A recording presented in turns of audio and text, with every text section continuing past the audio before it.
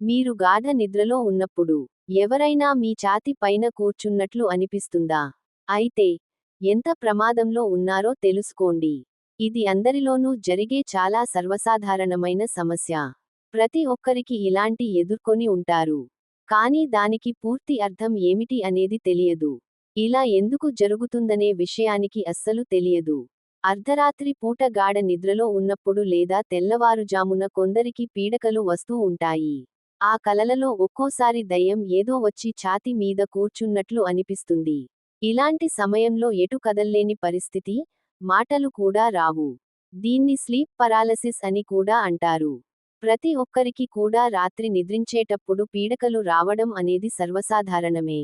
గాఢ నిద్రలో ఉన్నప్పుడు ఒక్కోసారి గుండెపై ఎవరో కూర్చున్నట్లు, పీక నులుముతున్నట్లు అనిపిస్తుంది. అరవాలంటే మాట కూడా పెగలదు.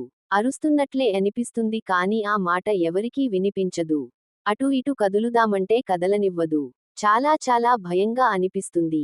మీరు గాఢ నిద్రలో ఉన్నప్పుడు ఎవరైనా మీ ఛాతీ పైన కూర్చున్నట్లు అనిపిస్తుందా?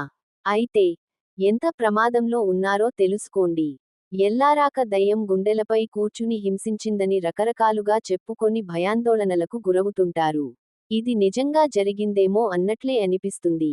కళ్ళు తెరిచి చూసిన మన గుండెలపై దయ్యం కూర్చొని పీక నులుముతుంది అన్నట్లు కూడా అనిపిస్తుంది.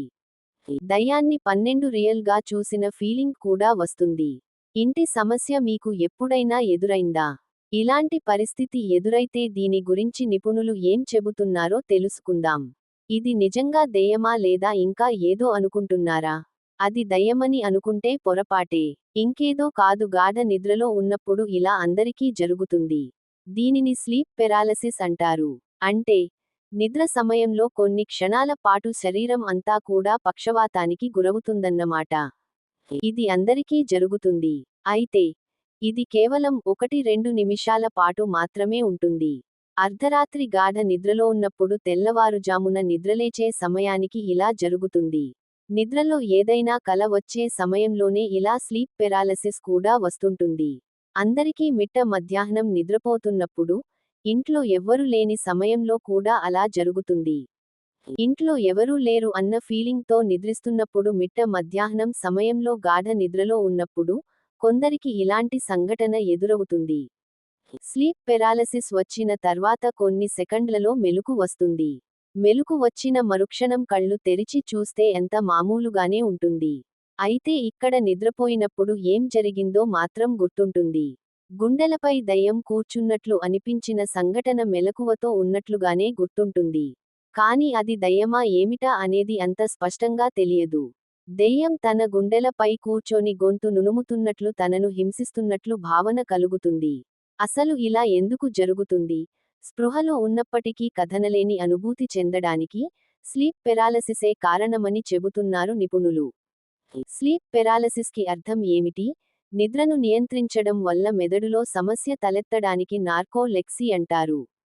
స్లీప్ పక్షవాతం సాధారణంగా 1-2 సార్లు మాత్రమే సంభవిస్తుంది. నిద్రలో ఇది సంభవిస్తే దానిని కిప్నాగోజిక్ లేదా ఫ్రీడార్మిటల్ స్లీప్ పెరాలసిస్ అంటారు.